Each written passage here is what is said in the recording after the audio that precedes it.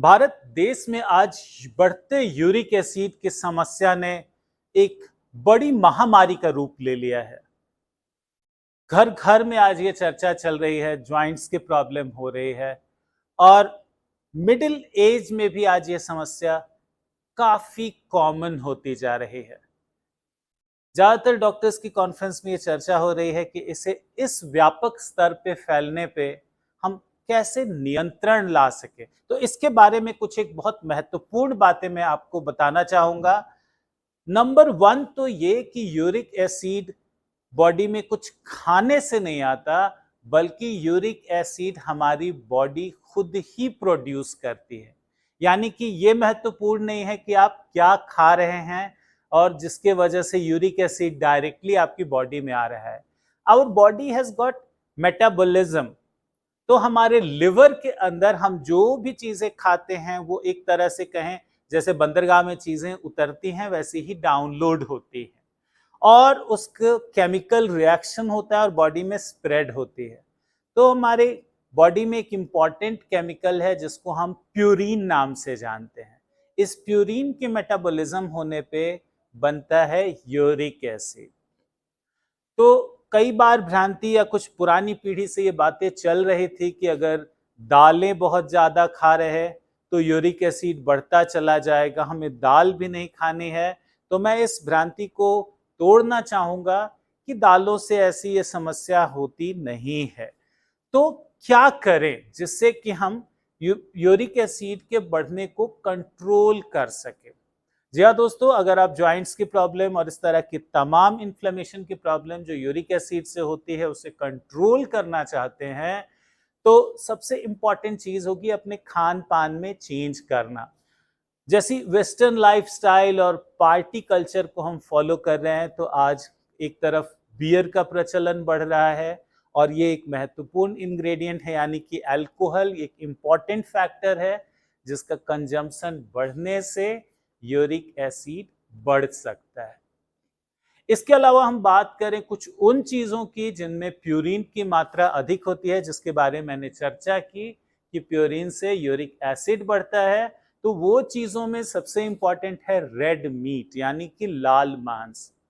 दूसरी चीज इंपॉर्टेंट है वो है तमाम तरह के सी फूड्स, समुद्र से आने वाली मछलियां, उनमें भी ये प्यूरिन की मात्रा काफी अधिक होती है जो कि मेटाबोलाइज होकर यूरिक एसिड के प्रोडक्शन को बढ़ाती है।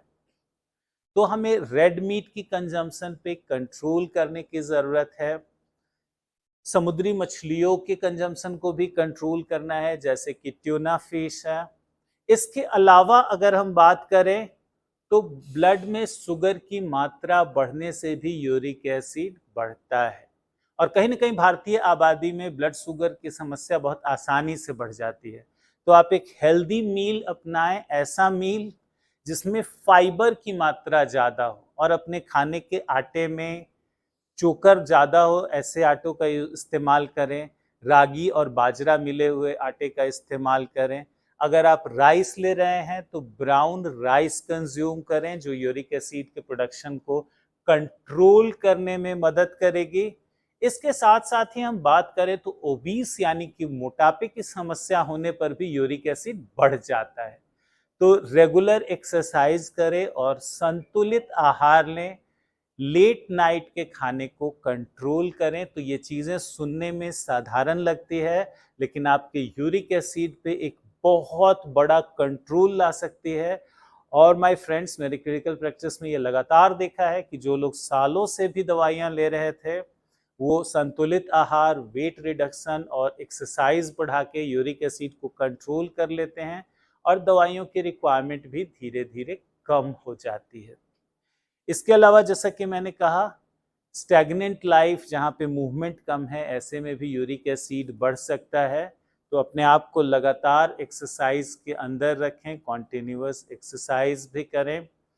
अब हम कुछ और खाने की चीज़ों की बात करेंगे। तो जिस तरह से हमने देखा, एक और महत्वपूर्ण फैक्टर है खाने में एसिडिक चीज़ें। अगर एसिडिक चीज़ें बढ़ती जाएंगी तो उससे यूरिक एसिड की प्रोडक्शन भी बढ़ती है। तो वैसे में क्षारीय पदार्थों की इंटेक बढ़ाएं, यानी कि फ्रूट्स की मात्रा बढ़ाएं। और इसके साथ साथ अगर हमारे किसान भाई सुन रहे हैं तो मैं कहूँगा हरी पत्तेदार सब्जियां आप अपने फार्म्स में लगाएं और हरी पत्तेदार सब्जियों का कंजम्पशन भी करें, बिकॉज ये एक वो चीज है जो आपको कैंसर से बचाएगी, डायबिटीज से बचाएगी, और हाँ, ये आपके यूरिक एसिड की मात्रा को भी कंट्रोल करने में बहुत ही मदद करेगी। तो आप अपने फार्म्स में कुछ नहीं, सिर्फ अपने कंजम्पशन के लिए पत्ते लगाएं, पत्तेदार सब्जियां लगाएं, साग लगाएं। केवल ख्याल रखें पेस्टिसाइड का कम से कम प्रयोग हो और दैनिक दिनचर्या में कम से कम 300 ग्राम हरी पत्तियों का सेवन करें। यह आपके यूरिक एसिड को कंट्रोल रखने में सबसे महत्वपूर्ण भूमिका अदा कर सकता है। इसके साथ साथ जैसा हमने डिस्कस किया, अगर हमारे डाइट में स्वीट डिश के बजाय फ्रूट्स की मात्रा अधिक हो तो ये भी क्षारीय बैकग्राउंड प्रदान करेगी और यूरिक एसिड को बढ़ने से रोकेगी। तो इस तरह से मैं समराइज करूं कि अगर खाने में हम रेड मीट का कंजम्पशन कंट्रोल रखें या बंद कर दें, सबसे अच्छा समुद्री फिशेस का कंजम्पशन कम कर दें, बंद कर दें, अल्कोहल की मात्रा कम से कम हो, ओबेसिटी को घटाया जा सके, एक्सरसाइज बढ़ाया जा सके, और इसके साथ साथ हरी पत्तेदार सब्जियां 300 से 400 ग्राम डेली, फ्रूट्स का कंजम्पशन 400 ग्राम्स रफली डेली हो, तो ऐसे में आप यूरिक एसिड को कंट्रोल कर सकते हैं। और हाँ, उन फ्रेंड्स को भी जो लोग यूरिक एसिड को कम करने के लिए दवाइयाँ ले रहे हैं, उनकी दवाओं की डोज भी इससे कम हो जाएगी। इन सब चीज़ों का इस्तेमाल करें अपने डॉक्टर्स की सलाह के साथ में। अगर आपकी कोई अदर इंफॉर्मेशन हो, कोई क्वेरी हो, डू कॉन्टैक्ट। Thanks lot. और एक बहुत अहम बात मैं इसमें ऐड करना चाहूंगा, कई बार हमें पता भी नहीं चलता कब हमारे बॉडी में यूरिक एसिड की मात्रा बढ़ गई है। ऐसे में लगातार यूरिक एसिड अक्यूमुलेट होता चला जाता है और फिर एक बार एक हम देखते हैं कि यूरिक एसिड काफी बढ़ गया है, जॉइंट प्रॉब्लम और तमाम प्रॉब्लम हो रही है। अगर इससे बचना है तो आज हर जगह ये सुविधा अवेलेबल है, वर्ल्ड क्लास लैब्स हमारे चारों तरफ हैं।